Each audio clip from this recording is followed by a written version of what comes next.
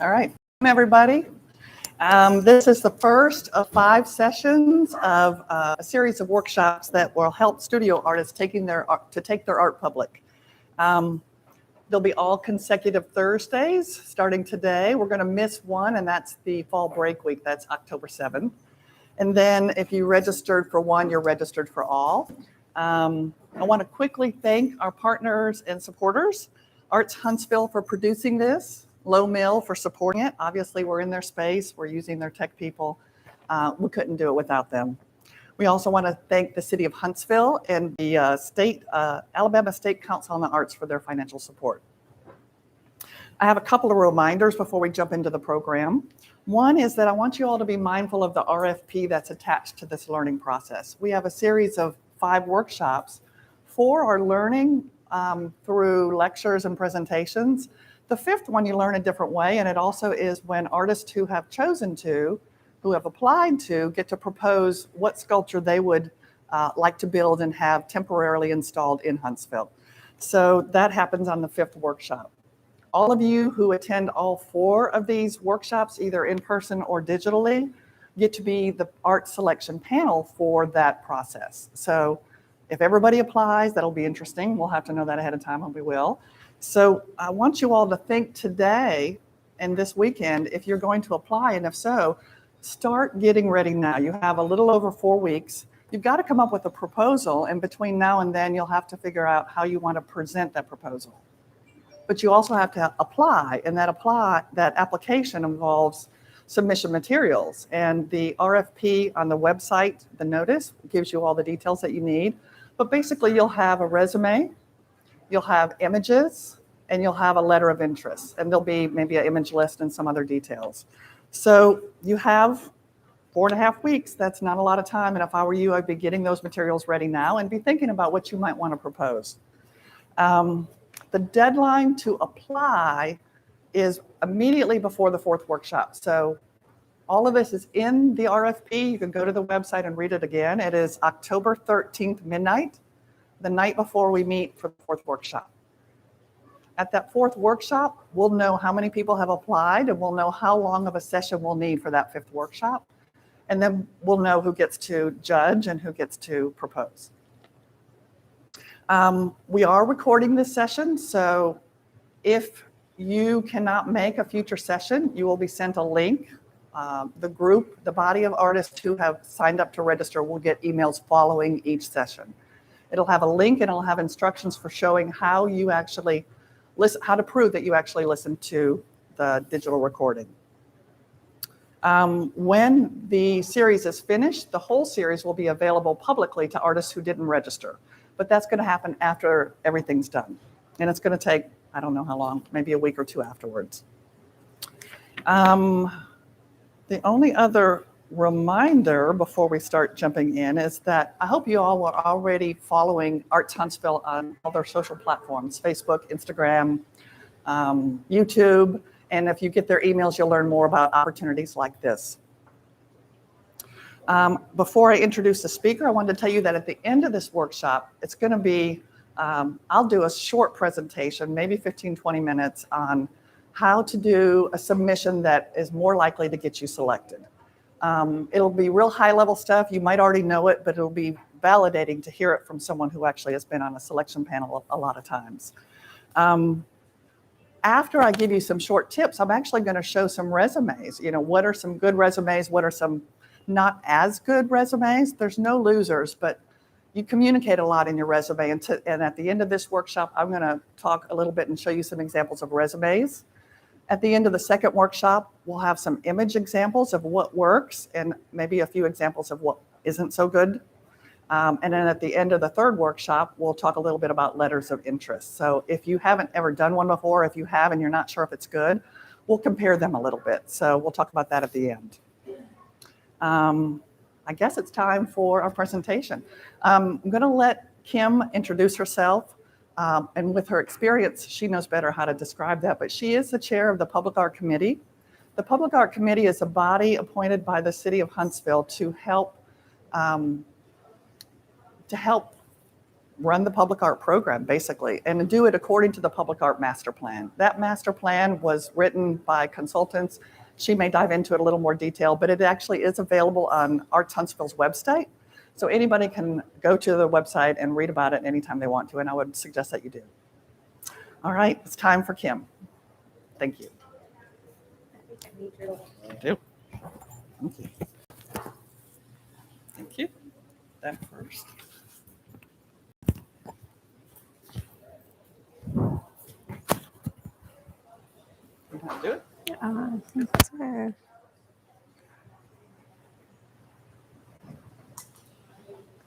Welcome, everyone. I was asked by Allison Dillon Jonkin to stand in for her. She had an urgent meeting, and I was here on this date about 1.5 years ago. Some of you were too, I know, when we attempted to start this. So I'm going to use her points that she wanted to make and then tell you about my personal experience and what I think you want to know behind the scenes.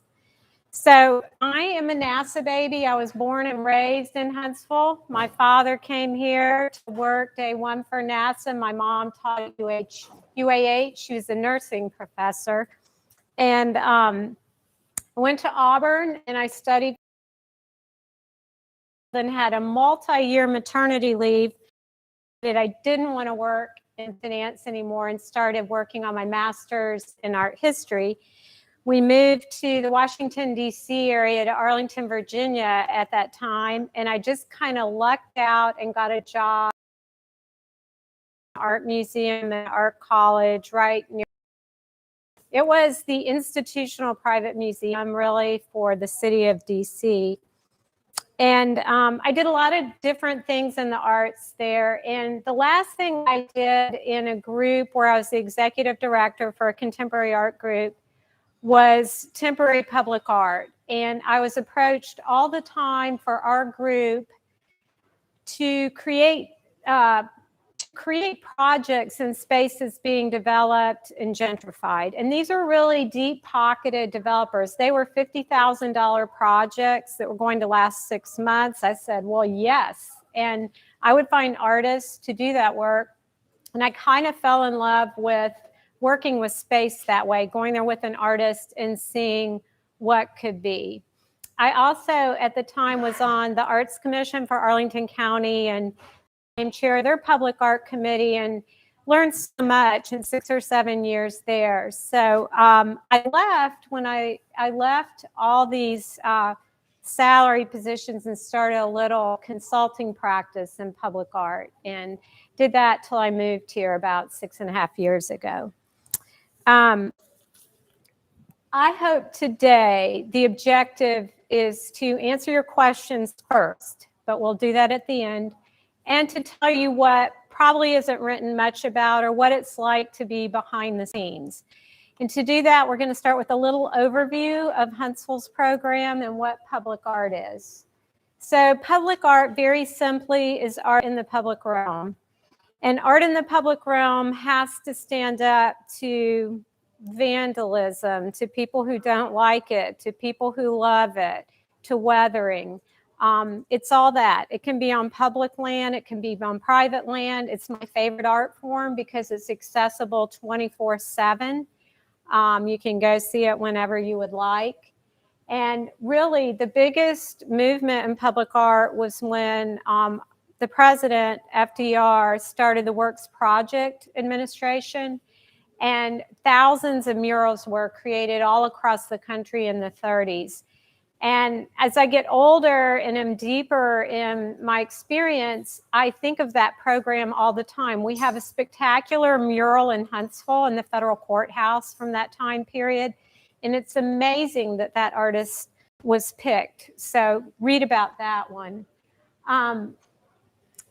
Most public art programs are either run by a municipality, the staff is there, or the city or the county or the municipality funds it being done at a nonprofit. That's what we have in Huntsville.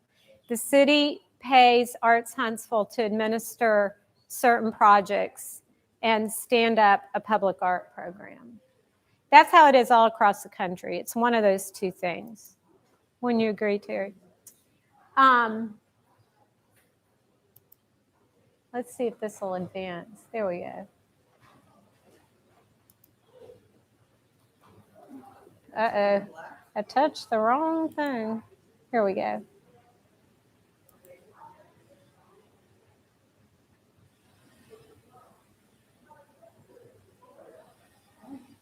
Up.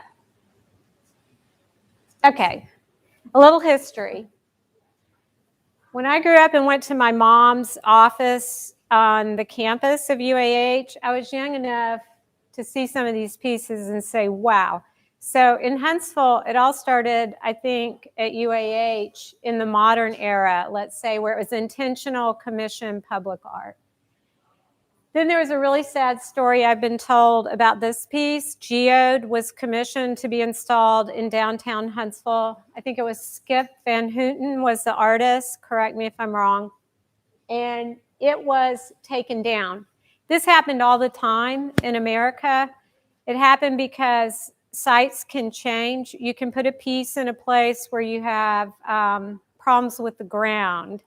The demographics change. No one is coming to see it. Or you have a change in who's in power, and they just simply don't like it. So there was enough complaints that in 1990, the federal government passed VARA. Do you know what VARA is? Anyone in the room? It's the Visual Arts Rights Act. And it gives moral rights to artwork. And it means that you cannot do this anymore without the artist's permission. You can't take something apart. You can't even really sell a painting and then tear it up without the artist's permission. So what happened is public art programs started going back to artists and letting them know if there were any issues. Can we move this? Can we relocate this? Or whatever needed to happen. That piece was reinstalled in 2008 at UAH.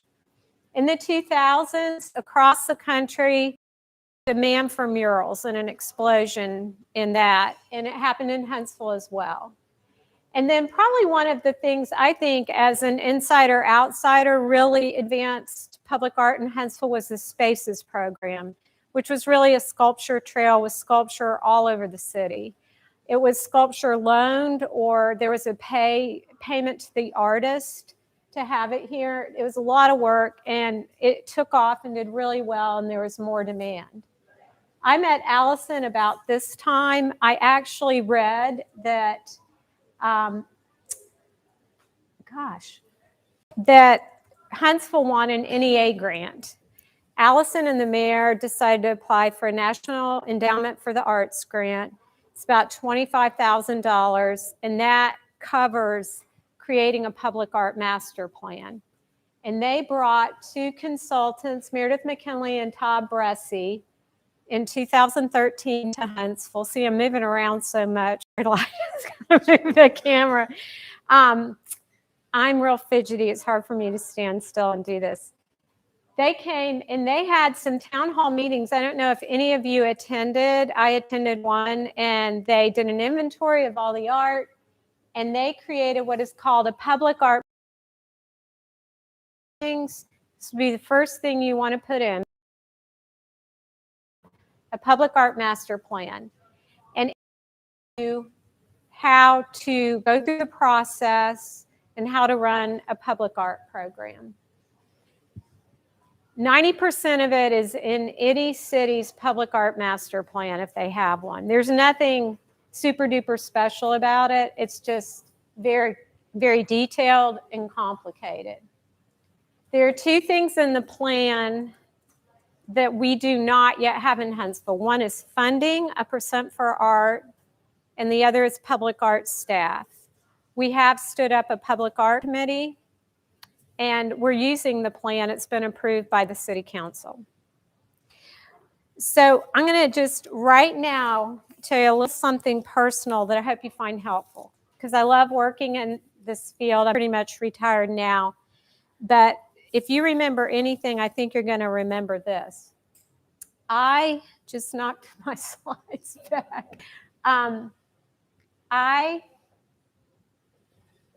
Worked at K Jewelers in Parkway City Mall growing up in the summers between college semesters and in the winter holiday.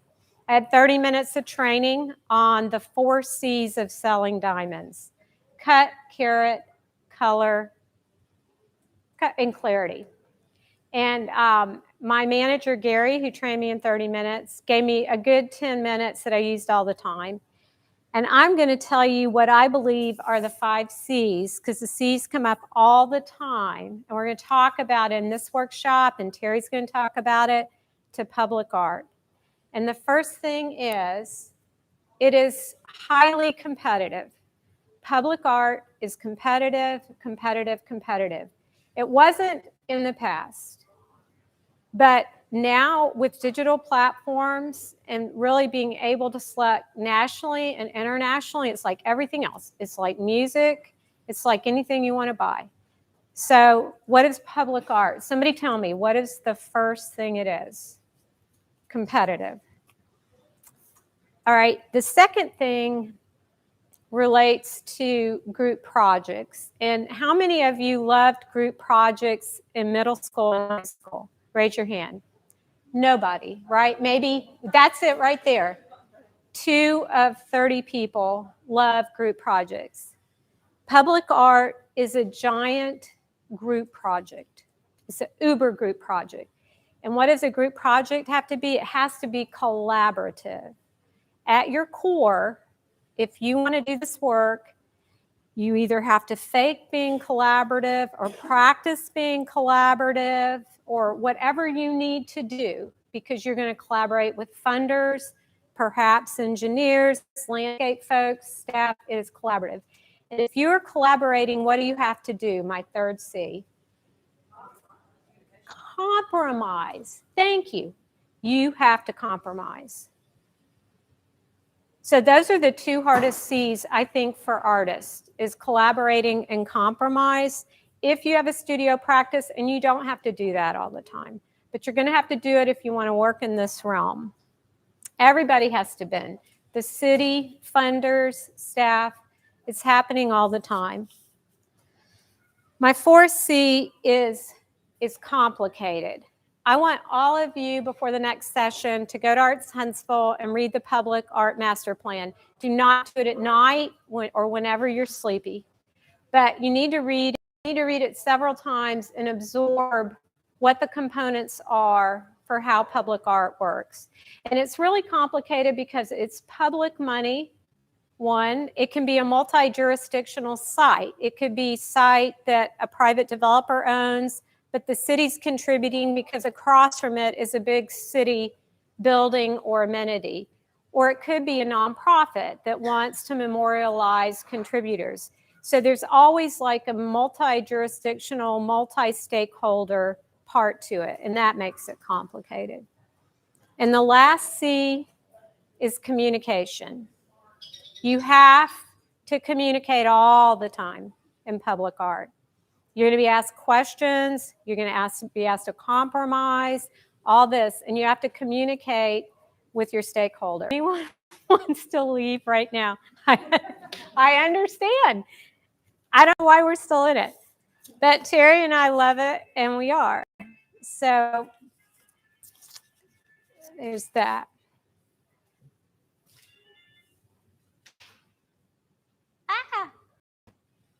Let's see if the clicker works.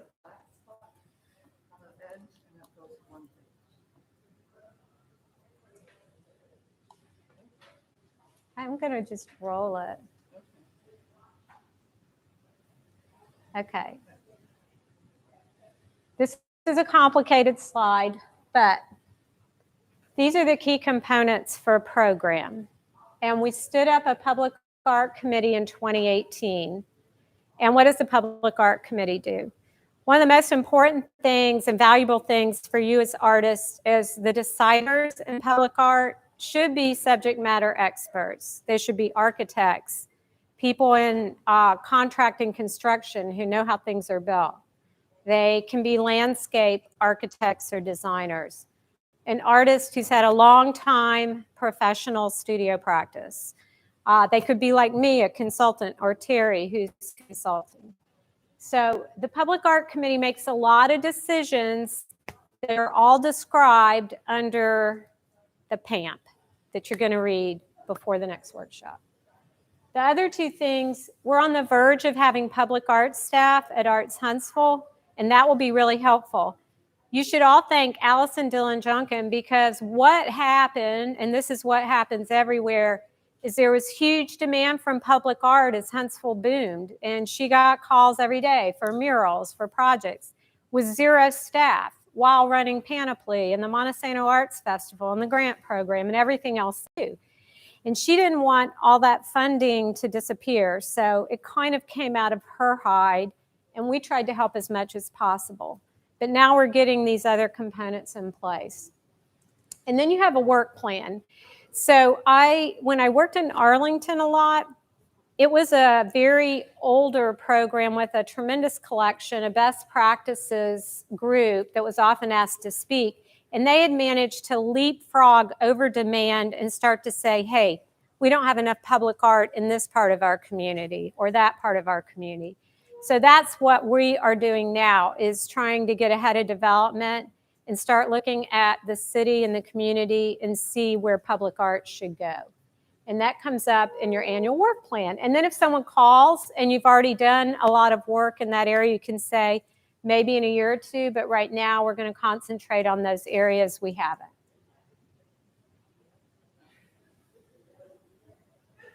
I'm not going to talk about this slide or this slide. I thought I deleted.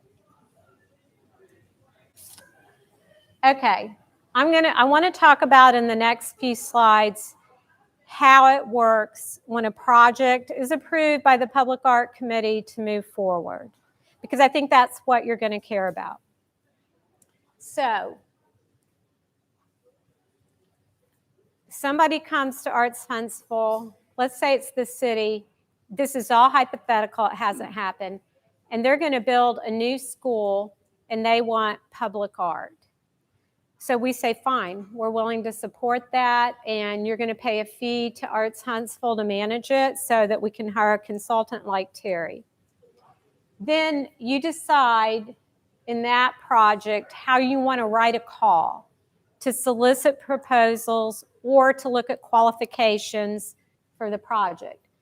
If it's a you can't read this really, but if it's city money, it's going to be an open call, very competitive at the national level, if the budget is enough. Arts Huntsville will manage the project with the city. There can be another way public art comes to Huntsville. A developer wants to do something in front of their building or next to their building or in Big Spring Park. That's going on right now, which benefits everything that rings it. And so the artist selection is usually done in the same way, with an open call, and we're going to talk about where you find those. And the developer can either pay Arts Huntsville or they can hire a consultant themselves. It depends on if it's on their property or the city property or other property. But a developer can do the whole thing themselves and just have the project approved by the Public Art Committee.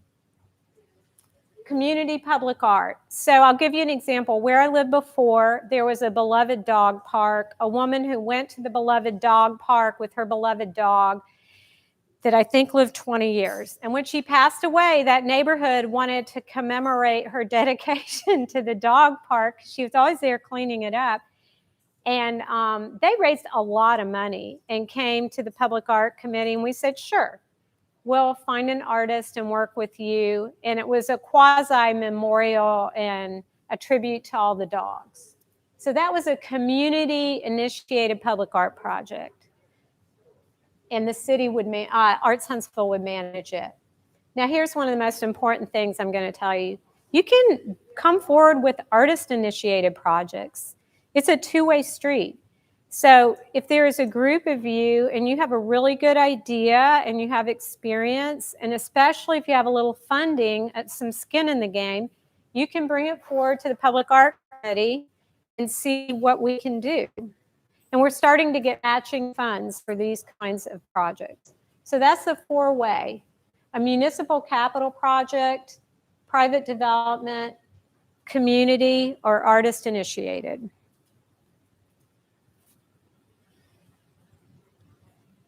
Okay, I talked about an open call.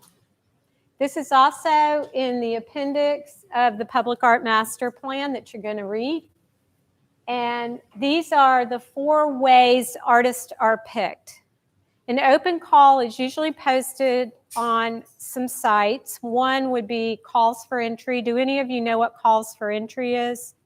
Okay, if you don't, familiarize yourself. It's like a giant bulletin board where all the municipalities, cities, whatever, post their calls. You'd be amazed by how many there are. And there are going to be a lot of them going on right around here in Chattanooga and Birmingham and Mississippi. That is an open competition, and you apply through Calls for Entry or Coda Works is another site. Terry's going to talk about that a little bit more. Often, this has been what's going on in Huntsville. A developer or somebody will come to Arts Huntsville and the project is almost finished and they said, hey, I was out of town, I saw this great public art and I want it in my project. What would be the best time to include an artist in a public art project? At the end of a project or when you can sit at the table in the beginning and be integrated? When you can sit at the table at the beginning. But that often doesn't happen. So when that happens, you don't want to give up several $100,000 as Arts Huntsville or as a city. So you do a more limited competition. You look at what they want, the space is already built, they have ideas, and you say, okay, let's reach out to these 3 or 4 artists who have experience with that kind of space and do a very limited call. So that happens. The next thing is a registry. We have that in Huntsville for murals.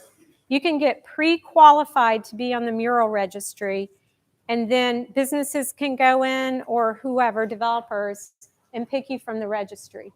Then direct selection. Direct selection happens when it's either it's so late it's the only way, or it's an extremely technical piece that few people have expertise in, like a complicated water piece, or a piece that runs off the grid, or something unusual. And then you just go and you find that artist. So those are the 4 ways. Allison has worked very hard to do open calls. And so we are trying to be open and part of the competitive process. Okay. This is what you're going to do if you decide to submit for a call anywhere. These are the main components, and Terry is going to talk about most of this, but what I want to do is walk through. I just sat on a selection panel and reviewed 100 artists. I'm going to tell you how that works right now, what my process is, because I think you'll find it helpful. And the way I do it is the way most people do it. It's not all that different.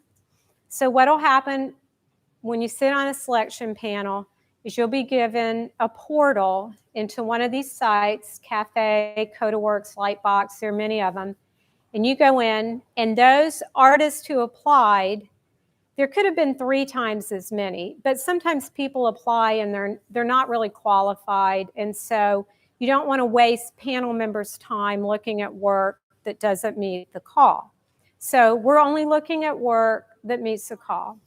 And what I do is I like to do it blind, where the first time I look at all 100 artist images, the images they send in. I don't look at their resume. I do not look at their statement of interest. I just look at the aesthetics of their work. And then I don't do anything. I go to bed for a few days to have my life. And that takes about 2 hours. And then I have another 2 hours next where I go through, again, I don't look at these things. I just look at the work. And it usually drops off half the artist. I've had time to think about the project. I've seen the drawings for the site. Now, I want you to tell me, let's see if everybody's paying attention, what have I just done with an artist submission? What am I making decisions on? The images. The images, if you remember the 5 C's in the images, that's really all I want to say to you today. Your images matter so much. If you can afford a professional photographer or somebody close to that level, shoot your work. Shoot your work during the day, at night, with someone present for scale, a close-up. Make sure your images are spectacular, because public art is a competitive process, and there are people who might trade artwork with a photographer to shoot their work. Start thinking of your photographer friends if you have any. So that's my second round. I've knocked it down to half of the qualified applicants. Third round, I look at these 2 things. And what you will find when you do that is, in the statement of interest, there are artists who have done their homework. When you look at a call, there will be source material. So you're really interested in a call in Greenville, South Carolina. You're from Greenville, you know the town.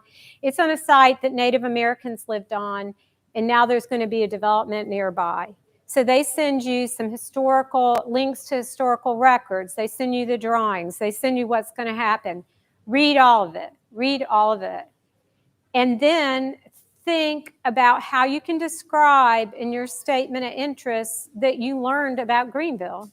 You know what Greenville is, and you know what happened on this land. And you know what? My work relates to that because of XYZ. You have to relate what you're creating to the site, what happened historically, and then what's going to happen in the future. And if you tie all that together, it gives you a real advantage in your call, in your submission. You would be amazed how many people don't do that. How many people who've worked in the field for a long time, and they just artists insert boilerplate language about themselves. So in that first paragraph is when you can distinguish yourself. So remember, a panel might be looking at 100 entries, all those images. At some point will be this. And you want to jump out and show that you've done your homework. So then you get it down to, say, whatever you're asked to. Between images, statement of interest, I look at their resume, and I go to Instagram or a website or whatever they reference, because I love artists, and I know they don't always, life occurs. It may not be the best submission, and I'm always curious about what else they've done. So then we all get together in a room, all the other panelists, and we do the same thing in a way. We look at all the finalists that have been compiled. Let's say we get it to 30. We just go through and look, and we don't say anything. We're just there like cows. Look at all these images, and we get a break and let it soak in. Then we come back and we talk about the work, and we talk about the artist. And you can advocate for artists that you know and have experience and you think would be good. I do that all the time. Then you vote, and you're ranked. Remember, public art's competitive. So you might rank 1 through 7, 1 through 5. The person who tabulates that gives you a break. You come back in, and you've narrowed it down, and now you have to half it again. And you always pick about twice as many finalists as you need. So if you want to bring 3 people to town to create proposals, you pick 6. And that is because after the selection is a vetting. And you go and you check references, and you make sure that Susie isn't difficult to work with, and that she communicates, and she collaborates, and she compromises, and that she has a good track record with the people who have commissioned her. And Susie's life may have gotten in the way. She may have won the lottery and is no longer in public art, or she may have moved, or more likely, she submitted to many calls and she heard back and accepted something before our call. So you usually lose a few people by the time you're done. This is a multi-year process at the end. Any questions about that? That all makes sense, right? It's a logical process. It's not mysterious. And the great thing about the panel, I really liked the panel I was just on. is, yes. Yes, when you talk about the IC where we have to collaborate, when the panel voting on the artist for that public art, do you also collaborate and bring two artists or a group together to make that project work, or is it still just that one individual artist who's going to win? Well, the one individual artist will win it, but when you look at their work, and let's say it's a large suspended piece, someone on the engineering, design, and fabrication of that. So there's an internal collaboration going on with an artist for a piece like that. Then there's an external collaboration that they have to have when they sit down with a building's architect or the landscape designer or the stakeholder who owns the site. And they say, you know, we really want X, Y, Z. And so it's generally both ways. It's rare that in public art, unless it's murals or flat work, the artist does it all by themselves. Usually they have to have a little bit of assistance or a team. Did I answer your question? Yes, ma'am. Okay. Thank you. You want, yeah, okay. I'm sorry. Going back to what you said about doing your homework, I've had mural projects where there aren't any, research and links that I can go to. So in that case, what do you recommend? Engagement to get more information, or just Googling as much as you can? Google as much as you can. There'll always be the history. When we used to bring artists into the DC area, I would take them to their historical archives at libraries to look at documents. They love that. The Huntsville Library has that room. They have a historical archive. It has paintings, it has letters, has all these great things. And I'm hoping that we can build that in our process. But you need to find that. That's even a bigger wow. If the commissioning group didn't send you links, go find it. It's a good question. So on the panel should be, just like the Public Art Committee, subject matter experts. And those people are going to bring their points of view. And it's really fun because I've gone in and like certain artists work more for the space. It's not personal, not like the artist, but just like their work. And I've been convinced otherwise because of things I didn't think of. So there is some, it's very dynamic usually on a panel when people start talking like that. Okay. How do you decide? This is the last thing, I think I'm out of time, that I want to tell you. These are the points that you all know this. Number one is artistic excellence, as evidenced by your body of work, which is what? Your images and your supporting materials. There's an appropriateness in style. If you've been given the dimensions, let's see, it's a space this big, and you choose to pick images of work this big, and you can't show volume and scale, then you're not going to be selected. This is the most important point for me: timelessness and durability, whether it's inside or outside. Is it a plastic piece that's going to degrade outside? Is it a design that'll stand the test of time? And I'll give you two things that happened in the field that are now going to become passé. One was there was this huge trend for pieces with water that had some water component. And the people who maintained those hated them. If you go to any city and you talk to Parks and Rec, or you talk to people in the city who have to go around and deal with public art and water, I can tell you what they're going to say. And so what happened, once a piece is in your collection, you have to maintain it, you have to fix it, you have to conserve it. And people thought, well, they're beautiful, but we just can't support this.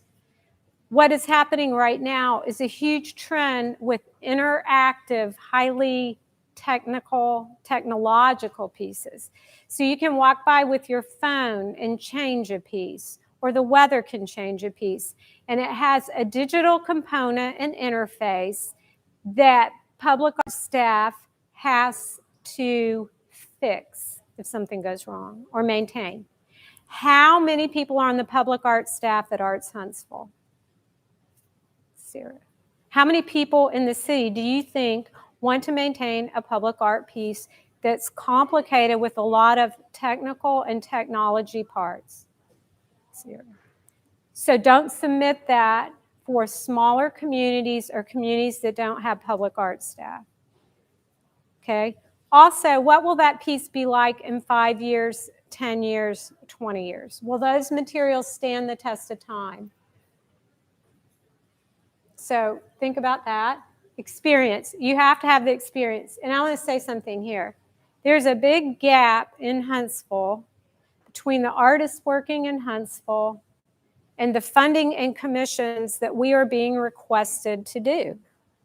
And it breaks my heart, and we're working hard. We talk about it all the time in the Public Art Committee. How can we bridge that gap in Huntsville?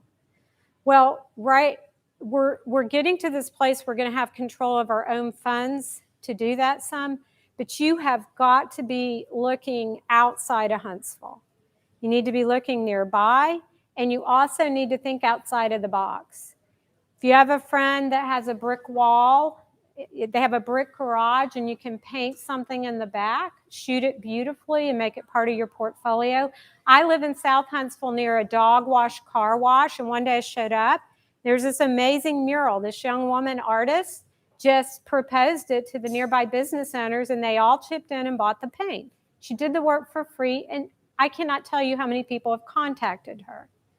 So be creative and think about how you can build your portfolio and start bridging the gap in Huntsville, because the calls are going to be competitive and they're going to be regional and national.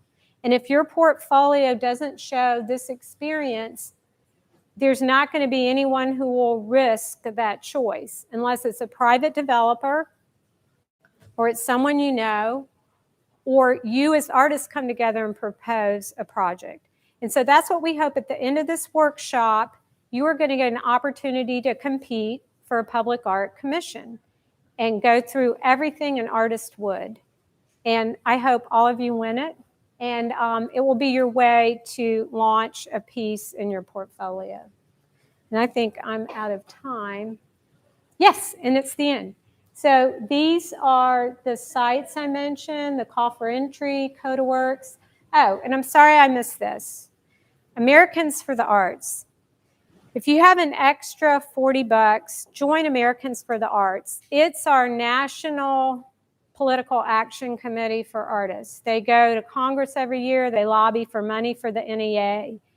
They are the go-to organization for anything at the national level and advocating. And they also have a public art network. And you can go in and look at all the public art on their network and opportunities. And they have a lot of helpful information for artists.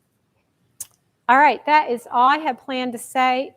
Any questions that you might have at this moment before I turn it back to Terry? No, great. Thank you so much.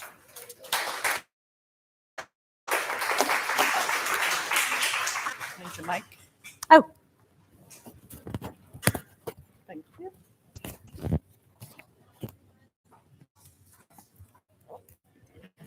Thank you. Okay. Try and get where she was. So we've got some time, so we have lots of time for questions at the end. I'm going to dive into some specifics. She did a really good overview, and I applaud every step. It's like, yes, yes, she said the right things. I want to help you all create submissions that actually help you get selected. We're going to look, okay, so I've reviewed hundreds of submissions over dozens, scores of times. And I think my advice will reiterate what you probably already know. But as I said before, it'll be good to know that you're looking at the right things. My main piece of advice, Kim said, is that your submission should match up with the project in some way. There should be some fit. Doesn't have to be exact. And there are exceptions where you want to put your work in front of a selection panel if it's almost a fit, because those eyes on your work could pay off later. That's a whole other conversation. You want to follow the directions exactly. Every submission process is a little bit different, and I'm going to show you an example of one later when I dive in. But follow the directions exactly, especially if it's using public money, because public agencies follow the rules. That's the only way for them to be fair.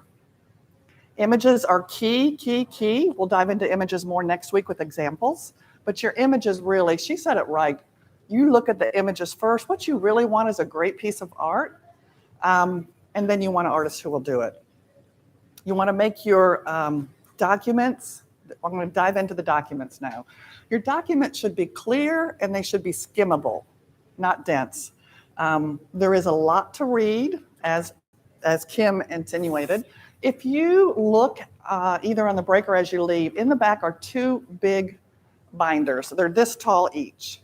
10 years ago, when the Music City Center Convention Center in Nashville was done, those are the submissions that each panelist had to go through. Now, they had images to look at too, and they sat in a room and they probably slides, is my guess. But they had a lot of material, and when you are looking through a lot, you really want to absorb what you can quickly. So you want what you want them to read, you want to make it clear, and you want to make it easily skimmable. It needs to be organized. You need to have your label your sections clearly, and I'll show you some examples. And you want your most important sections first. So if you're applying a public art project, you want your public art commissions to concise language as much as possible. It's really help people skim with similar formats that you can absorb a lot of information fast. In a nutshell, you want your submission to be to consider what the jury wants and needs to know. In the 5th workshop, you all get to do that, and you'll see that it's a difficult process, but it's also an enjoyable process. It's strong. You want great art, and you want an artist that you can rely on. So you're looking for demonstrated ability, excellence in the work. That's the images first. And we'll dive into this more when I go over images next week, but the way the image is photographed tells you something about the professionalism of the artist. So just know that your submission represents you. That's why it's important. And you also want to judge if the artist can probably do the job. Now, juries don't want to pick someone who will renege partway through or not be able to provide the drawings that are needed. So they're looking for someone who can certainly do the job.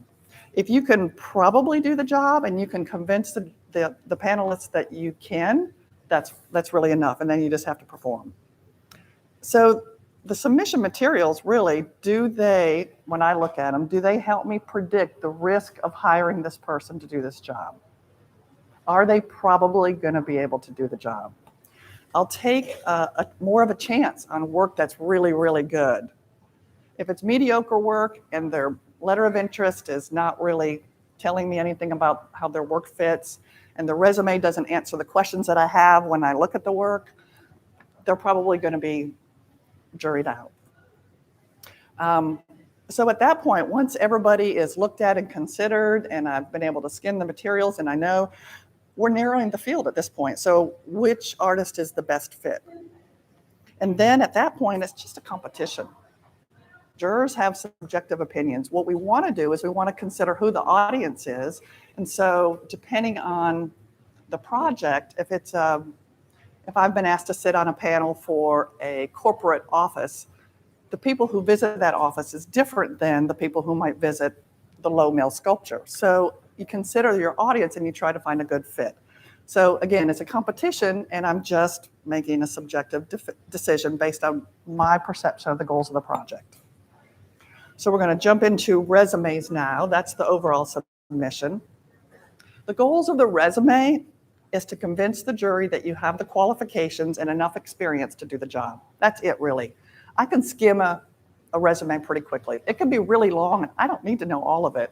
I just need to be able to find the answers to the questions I have when I'm reading the letter of interest and looking at the work. And I'll give you an example when we go through a couple of examples. What are qualifications? They're professional experience and education. Professional experience is more important. Education tells you something. It might or might not tip the scale. So here's my distilled advice. Keep a master resume or a CV and keep it updated. You won't ever use it. That's the full list of everything. Make a new document every time you apply for anything, whether it's a job, whether it's a teaching, whether it's a public art project, and bring the important things up to the front so that I, as a panelist, or maybe I'm selecting you for a job, I can find what I'm looking for quickly. And that tells me that you thought of me and that you know what's important for this job. And my other piece of advice for that is look at other artists' resumes. Go back there and look at that if you have time, because you may, well, I'll tell you one thing. If you look at other resumes, you'll either think, oh, this makes me feel good, or you'll say, ooh, mine is not so great. That's okay. What you're looking for is ideas on how to make yours better. What headings did they use? I'll show you some examples of some unusual headings. Everybody knows you start with solo exhibit, right? Maybe. What about those things that you want the panelists to know in this particular situation? What could you group them under? Do you have just a little bit of experience? Could you pull some things together and call it something else so that it can come a little bit higher? I'll show you some examples. Close. Oh, I'm going to have to get out of the frame for a minute and find.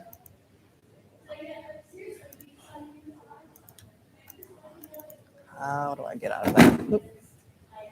Okay. There we go. First resume. This is a really good example. Does my scroll work? My question on this was, is this ever okay? I'm going to show you the letter of interest also, so you have some sense of who this person is. They gave me some interesting information. Almost all of these resume examples come from Music City Center Convention Center, and they had 3 opportunities. It's a little bit like the City Hall project that's coming up right now in a couple of years. They had some, I'll tell you about those when I have something to show you, but this example is not a resume. Does it ever work? It tells me that he won some awards, or she, that he was, or she was, I'll just say he was an electronic engineer, that my education experience in art, newly obtained, critical thinking and problem solving, or I work with architects and builders, interior designers. That could be interesting. That could be relevant experience for a public art project. I have been a full-time commissioned artist for nearly 8 years. My murals, frescoes, I worked for an art production company.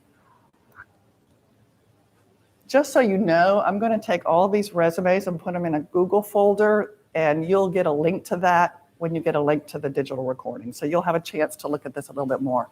I would say in almost every case, I would not do this. It's not a resume. There are exceptions to everything, and as an artist, you can get away with a lot. But if you want to be a public artist in the field of public art and get a lot of commissions, this isn't going to work for you. The more formatted tradition. Oh, definitely, and I'll show you some examples. How do I'm not finding my, well, it's not working. I want to get back onto my, apologize. The recording won't be as good as it could be, but here's resume number 2. We've got 5 to look through. Okay, this one, what's good about this? There is a line at the top. I'll read it to you. In my work, I'm always looking for something to unfold, to know again what I have known forever. I guess that takes the place of an objective. Not necessary, but it doesn't get in the way, so it's okay. You'll notice that they give your contact information at the top. They give it education, selected solo exhibitions. Notice the way it's organized. You have date. I can skim that and know, okay, this happened in 2011.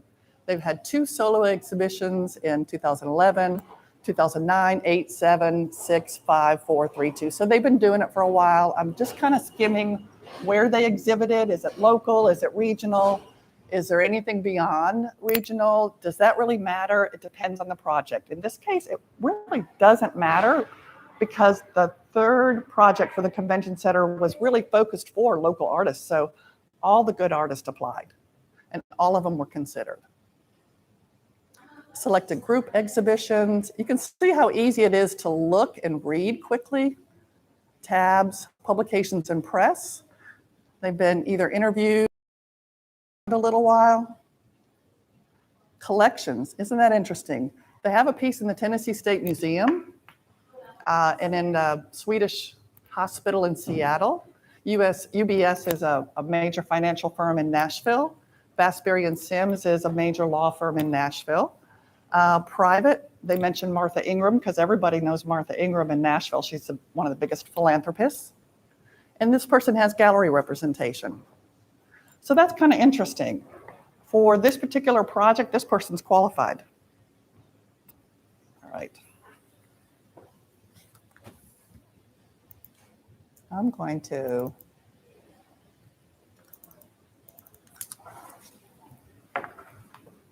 can I even do this? I can't see. What's that?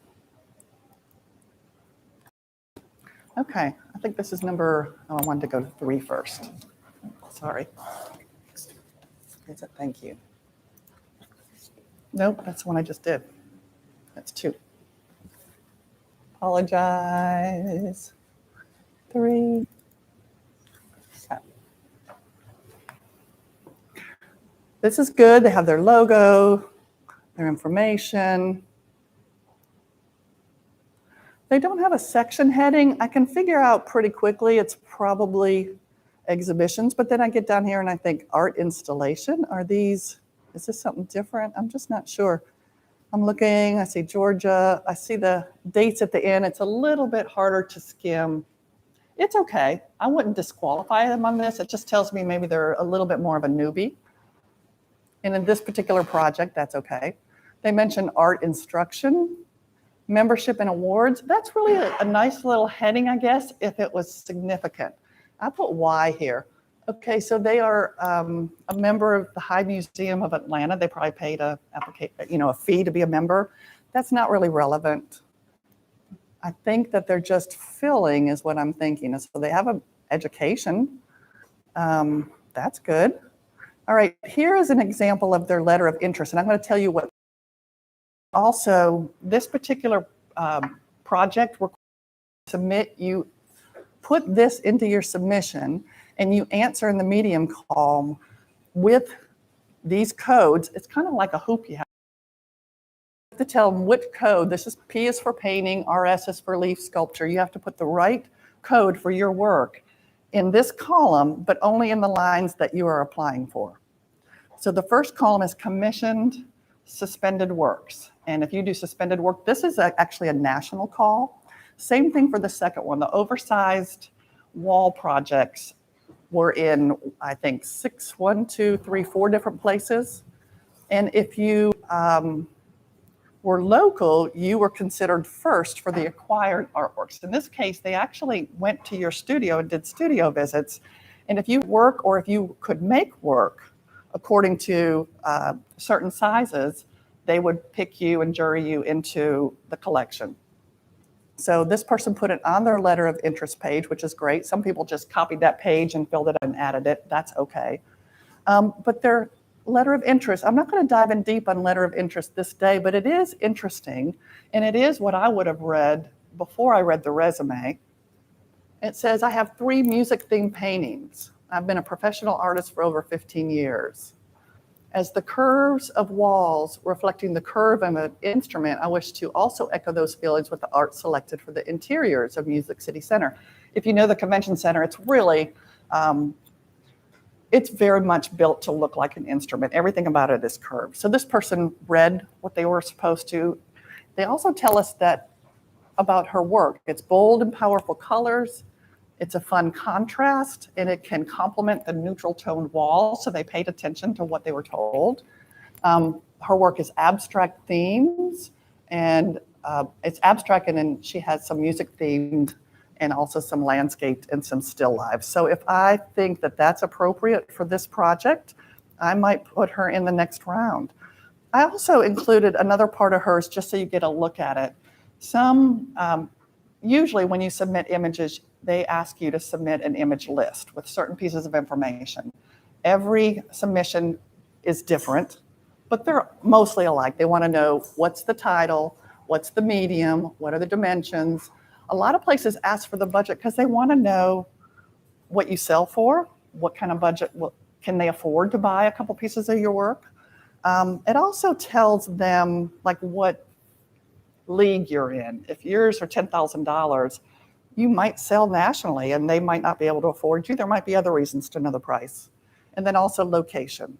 So you follow the directions and make sure that you include all the pieces of information that they want. And they usually tell you how to label your images. Some will, some won't. If you think about what they want to look at all yours together. So your image file names would all begin with the same thing. It should be your last name. So for me, I'm Terry Aaliyah, and I realize I forgot to introduce myself before. All right, I'll do a quick introduction. I'm Terry Aaliyah. I'm a consultant for public art and for nonprofit arts organizations, and Allison hired me to help her begin the public art program. My last full-time job was running a statewide nonprofit in Tennessee called Tennessee Craft.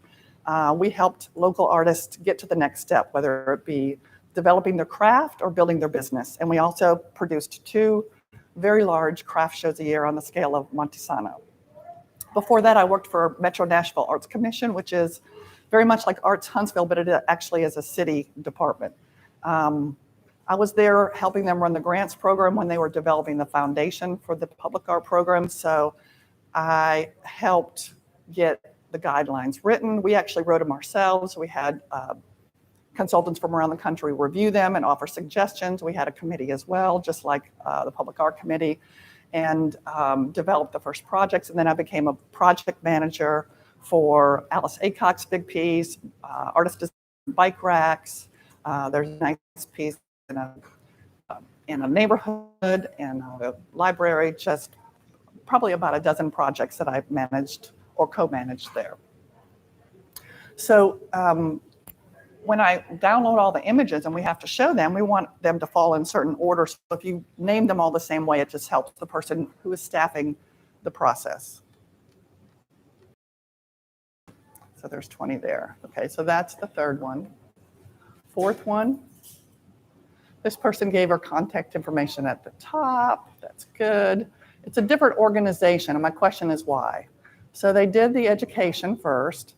She added an additional line. It says additional studies at Baruch College, Manhattan, New York, the date, State Technical Institute at Knoxville, chemistry major. Depending on the project, that might be interesting. It might relate in some way to something that's going on within the project. But the other thing is that it added a little extra here, and she organized it in such a way that it's not obtrusive at all. It's just easily, I see 1 thing, 2 things, 3 things, I can move on. Her next section is called Commissioned Public Artworks. She moved it to the top. She did an outdoor life-size bronze sculpture for Quarter Point and Special Advocates. She did a set of 10 bronze sculptures and then a signature artwork for a festival. And I'm looking at the dates. It would have been nice to have the dates over on this side just to skim. And so this is 2 years ago. That's good. Distinctions. This is interesting. That's a heading I wouldn't have thought to use, but these are things, I've highlighted a few of them that I think are kind of relevant for the selection panel in this case. She did a big painting, 6 foot by 8 foot, not huge, but it's pretty big, and she did it for a convention center. And this project is a convention center. So this person has dealt with a civic organization and probably has some understanding of what's involved. She had a purchase of a large oversized tea service. The Tennessee Arts Commission gave her a grant to produce a catalog for an art exhibition series. That's kind of interesting that the State Arts Council hired her to do something or gave her a grant to do something. People's Choice Award, she dealt with the city of Bristol. See, I highlighted just a few words, but I actually, once I see those words, I'm reading that a little more closely. Those are things that you might want to consider. How can I put these at the front of my resume so people see them and don't skip them? If they're buried, I might not see them. Solo exhibitions next. Selected jury group exhibitions next. If you've done a lot of them, your master might have all of them, and you can do a selected exhibitions or selected whatever in order to show what you think are the most impressive ones. Once you have a lot of experience under your belt, you can do that.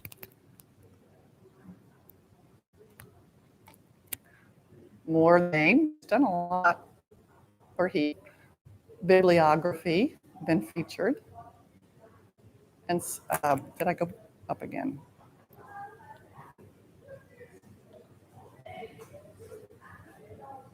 Okay, publications. Looks like this person actually wrote a couple articles too. You know, if you are applying for a residency, you might actually think that teaching would be something you'd pull to the top, because in a residency you might have, you might be paid for a place to stay and a place to work, and you create your work, but then you have to like teach a class for students. So that's relevant experience. Think about your relevant experience and pull it to the top. All right.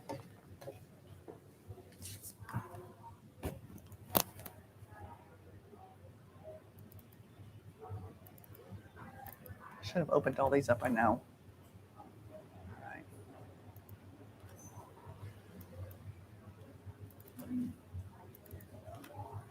Come on.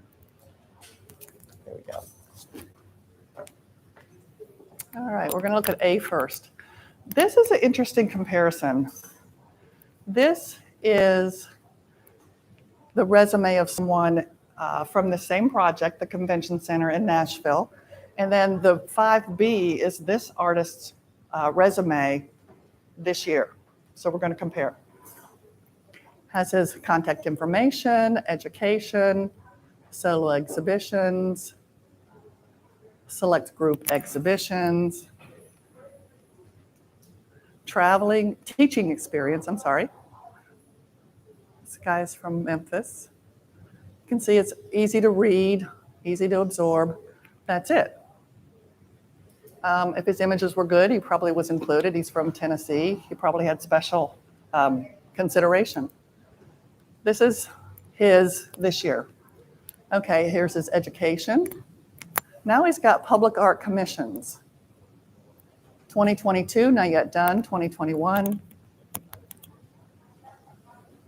You can see pretty quickly that he's had, I'm wondering about these because they were not listed on the 2011 resume. He's done something in 2008, John Deere, 2010, a children's hospital sculpture. So he learned between 10 years ago and now. Recent solo exhibitions, well organized, well labeled, a couple of awards. Arts Memphis is the Arts Council in Memphis. Residencies and fellowships, moved that to the end. Public art references, he followed the rules and provided them. This is added on to his resume document. It's an extra document that he just made part of it with a PDF. And I'm going to pass over that for a second and make sure I have what I think I have here. Yes. Okay. This is his letter of interest, which I don't highlight everything here because it's not what we're talking about today. But I will say that this is just a key that I'll talk more about in the fourth workshop about stepping up the ladder, how to move up in the public art world.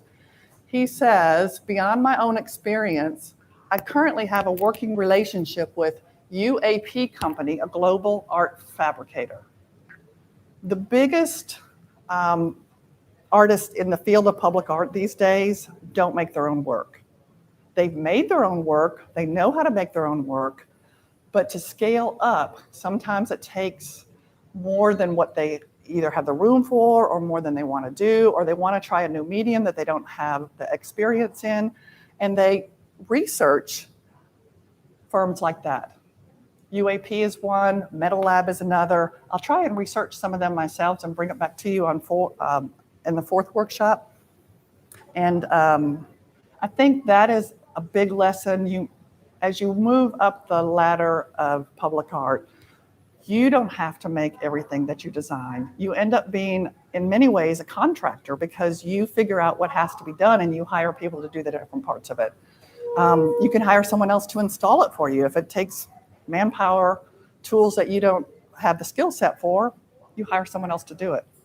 What else could I say about that? If you're a painter, you could translate your painting to mosaics. I'll give you an example of a recent opportunity in Nashville. It's been about 6 months. The Arts at the Airport wanted to have mosaic medallions at certain key points so that you knew you were going off into a different concourse. And they didn't want an artist to handle all of it. They wanted to make it simple. They hired the mosaic fabricator. They already knew that this team would come in and they could talk about what plans were needed. They got all that set up ahead of time. And all they did was they asked artists to design it. And so to submit your application with examples of your work, your letter of interest, your resume, same stuff. But you, once you got the job, didn't have to make it. You worked with the fabricator and helped them translate your painting into mosaic. That is a great way to get your work into the public realm. It's a great way to build your resume. It's a great way to get to the next step. So you have to watch for those opportunities. Where are they? They're really kind of everywhere. You have to look for them. Any questions about that? All right, so we did a kind of a deep dive into the resume. I think you all knew that, but it's nice to see examples, don't you think? Yes. I have a question as far as the education part of the resume. For self-taught artists, what do you recommend for them to use? I think self-taught is, yes, sure. The question was, for the education portion, if you are a self-taught artist and you don't have a degree, what do you say? I think I actually addressed that in the fourth workshop, and I'll give you a little more detailed advice. But I think self-taught is fine. But I wouldn't put it up there at the top. Everybody that we've looked at put their education top because maybe they had an MFA. MFA is hard to get. It doesn't mean you have the best work. It just means you can get a degree. So I would just move it to the end, and I would say who you studied under maybe.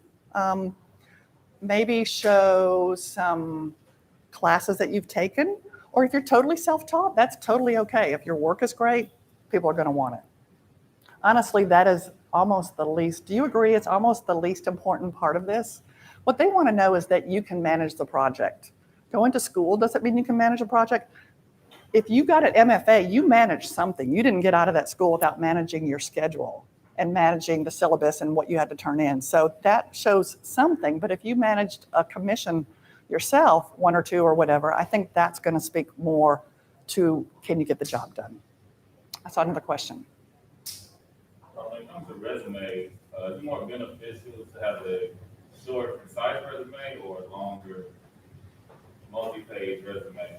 Okay. The question, I think everybody might have heard it, good voice. Is it better to have a one-page resume or lengthy resume? I really don't think it matters that much to you. I think the more that you have experience and the more wow your one page can be, then go with one page, especially if your images speak for you. Some people have pages and pages and pages. I showed you some of them and I've seen lots longer. I really don't need all that and I'm probably not going to read all that. All it says is, wow, that person's done a lot. But do they fit this project? That's really much more important. So I would say if you have 2 or 3 pages, that's probably good. If you can get it down to 1 by organization and not make it look too crowded, I think that's good. There's nothing wrong with a one-page resume. In fact, I like it short. As long as it answers the questions that I had from reading. Like, I think in the very first example, the resume was biography. Well, if I'm reading those 2 things, I might read the first couple, and at some point I'm like, you're going out anyway, I'm not reading this. It just depends. But what it did do is it said I've managed projects of this complexity before. I'd go to their resume from their letter and look for it. And I just want to see, do they have any commission work? Because commission work is where you get into the collaborative process. So I'm looking for that. And if I can't find it, that means you didn't organize it very well. Other questions? Someone online wants to know if there are projects for painters or 2D projects for those new to public art. All the time, all the time. An example that I can think of is a team of artists who work in a lot of different mediums, but they don't actually anymore work in those mediums. They hire a fabricator. MetaLab is the example I was thinking of. They come up with their designs, they come up with the idea, and I think you have to know materials enough to know what's going to work in the installation. The example I'm thinking of is inside of a public civic building, and the project was to show color. I don't remember what the goals were because I'm not sure, I wasn't on that selection panel, but what they ended up with was an installation around 3 walls above the book stacks in the library, and they used a material that was ceramic, and it had some dimension to it, so it was a little more interesting than just a painting or a mural. Cost more, of course. The ceramics and fire them, it becomes glass on the surface. You know, not that I would spray it, but you could spray it and clean it, and you don't really have to maintain it. It's really durable, and that's what you look for. Do you think I answered the question? Good. Other questions? I'll stick around afterwards if you have questions that just pop into your head, or if you didn't want to ask the group, you can. I want to thank everybody for coming here. I think it's a really exciting series that we're offering. The next one is Herb Williams, and he is a studio artist who's gone into the public realm. He'll tell you how he got where he was to where he is. He's currently working on a project at the Atlanta airport, and his medium was crayons. And I mean like using crayons, cutting them and forming sculptures with crayons. And he has translated that at the airport to a bronze that looks like crayons. So he's painting parts of it to look like crayons. It's really interesting. That's session number 2. Following that, I'll talk about images. Session 3 is an architect in Nashville that has worked with artists before. And I expect that he'll talk about how you might find team members, architects, engineers, and how you might expect to work with them. And the 4th one, I'll dig in deeper, like, okay, let's say you are a semifinalist. I'll talk about some other things too, but like now, what do you do for a proposal? And now you're a finalist, now what do you do? And how do you actually step up the ladder and get bigger and better projects? So with that, if there's no more questions, I'll close it. Thank you all. Give myself a hand.